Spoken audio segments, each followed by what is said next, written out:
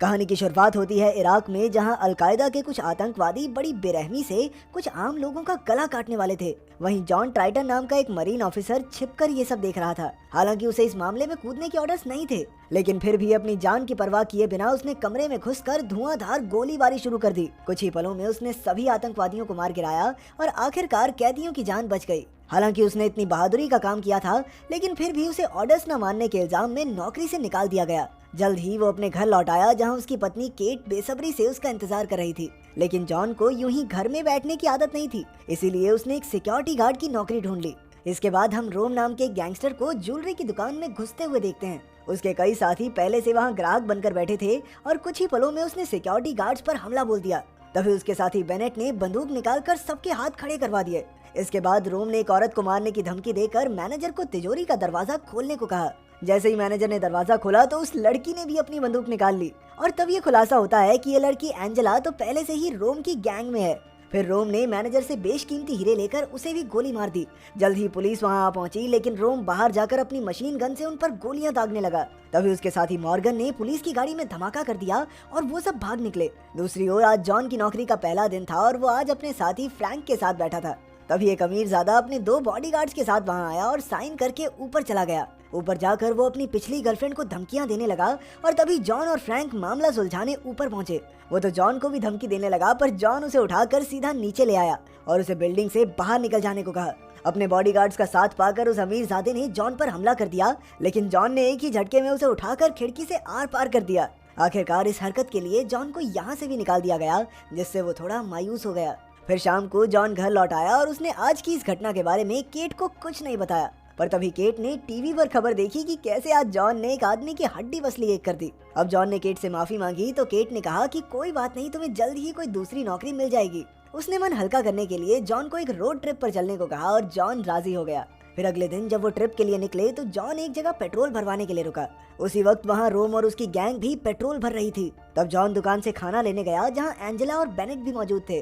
तभी अचानक बाहर एक पुलिस वाले की गाड़ी आई और वो रोम से बात करने लगा। अब उनकी गैंग के आदमी थोड़े बेचैन हो गए और अचानक मॉर्गन ने पीछे से उस पुलिस वाले को गोली मार दी। गोली की आवाज सुनकर जॉन तुरंत केट की ओर दौड़ा, लेकिन बेनेट ने उसे पकड़कर बेहोश कर दिया। फिर उनकी गैंग ने केट को बंदी बना लिया और उसकी गाड़ी में भागने का फैसला किया। इधर जॉन की आंख खुल ही रही थी कि जाने से पहले मॉर्गन ने गैस स्टेशन पर जोरदार धमाका कर दिया, पर जॉन किसी तरह सही मौके पर बाहर आ गया और उसकी जान बच गई। उसने देखा कि रोम और उसकी गैंग केट को अगवा करके भाग रहे थे। अब वो भागकर उस पुलिस वाले के पास गया और देखा कि वो अब भी जिंदा था। उसने तुरंत उसे पुलिस की गाड़ी में बैठाया और तेजी से रोम की गाड़ी का पीछा करने लगा। इसी दौरान उसने रेडियो के जरिए पुलिस स्टेशन को इस घटना की खबर दी और फर्राटेदार स्पीड से रोम के पीछे हो लिया। उधर एंजेला ने केट का बैग खोलकर देखा कि वो एक मरीन फौजी की पत्नी है। जल्द ही जॉन उनकी गाड़ी के पास पहुंच गया और बेनेट और मॉर्गन ने मिलकर उस पर गोलियां बरसानी शुरू कर दी। फिर रोम ने उसकी गाड़ी को सड़क से हटाने की कोशिश की और इसी लड़ाई में जॉन की गाड़ी की छत तक उड़ गई, लेकिन उसने रोम का पीछा नहीं छोड़ा। आखिरकार रोम उसे एक पहाड़ी तक ले आया और फिर उसके गुंडों ने जॉन पर गोलियां चलाई, जिससे जॉन की गाड़ी पहाड़ी से नीचे गिरकर तबाह हो गई। इसके बाद रोम की गैंग गाड़ी से बाहर निकली और केट बुरी तरह चिल्लाने लगी। तब एंजेला गुस्से में उसे गोली मारने ही वाली थी कि रोम ने उसे रोक दिया और कहा कि अगर जॉन वापस आया तो वो केट के जरिए उसे ब्लैकमेल कर सकते हैं। फिर रोम ने सबको आगे का प्लान बताया। उन्हें आगे के रास्ते में एक दलदल पार करना था और फिर वहां से निकलकर उन्हें एक सुरक्षित जगह पर हीरे बेचकर पैसे उठाने होंगे। उधर वैन बुरेन नाम का एक डिटेक्टिव गैस स्टेशन पर मामले की जांच करने पहुंचा। इसके बाद उसे एक और फोन आया जिसमें उसे जॉन के एक्सीडेंट की खबर मिली। वो तुरंत पहाड़ी इलाके में पहुंचा, जहां जॉन एक दलदल से निकलकर उसके सामने आया। उसने डिटेक्टिव को बताया कि रोम ने केट को अगवा कर लिया है, लेकिन डिटेक्टिव कहने लगा कि भाई उनका पीछा मत कर, वो बहुत खतरनाक आदमी है। लेकिन जॉन को केट के अलावा और किसी चीज की परवाह नहीं थी। वो वैन की पूरी बात सुने बिना ही उसे ढूंढने निकल पड़ा। उधर रोम की गैंग दलदल से गुजर रही थी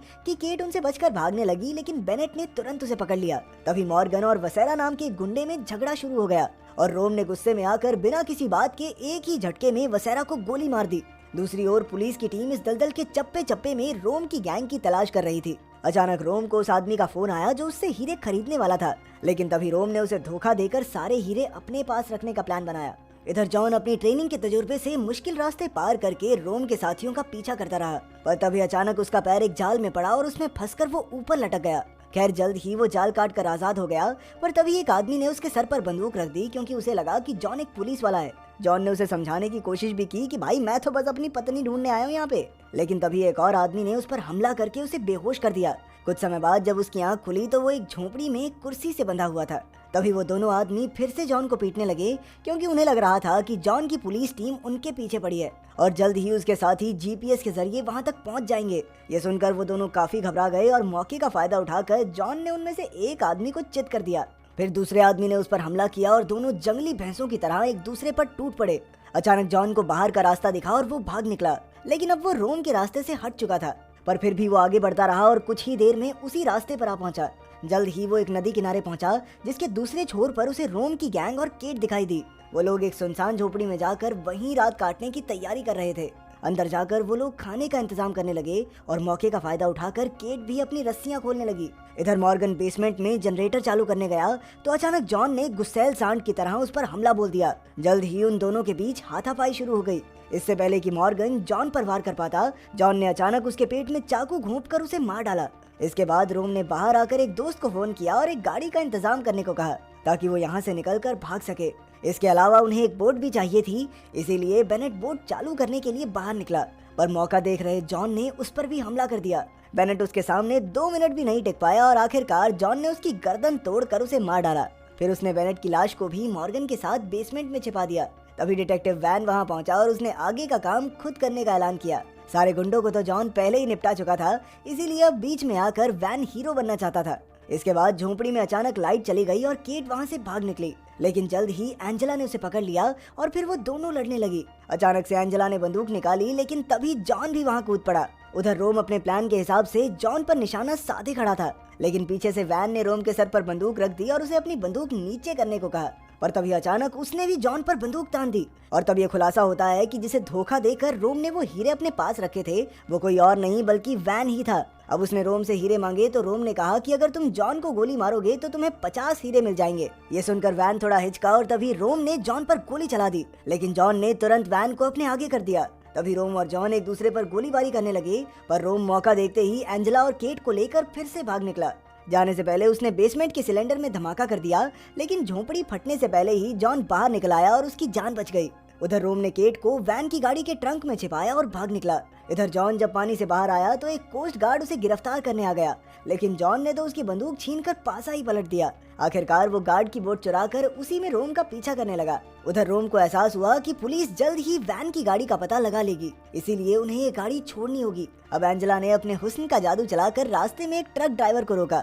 मौका देखते ही रोम ने उसे मार डाला। उधर जॉन ने पुलिस की बोट में इस ट्रक ड्राइवर की मौत की खबर सुनी और जल्द ही ट्रक लोकेशन के पास आ गया। कुछ घंटों बाद रात हो गई और आखिरकार जॉन उसी जगह आ पहुंचा जहां वो ट्रक मौजूद था। जल्द ही जॉन उनके ट्रक पर कूद पड़ा और उसने एंजेला को बाहर फेंक दिया। एंजेला पीछे से आ रही एक तेज रफ्तार बस के नीचे आकर मारी गई। इधर रोम ने ट्रक को जगह जगह टकराकर जॉन को गिराने की कोशिश की और आखिरकार जॉन नीचे गिर भी गया।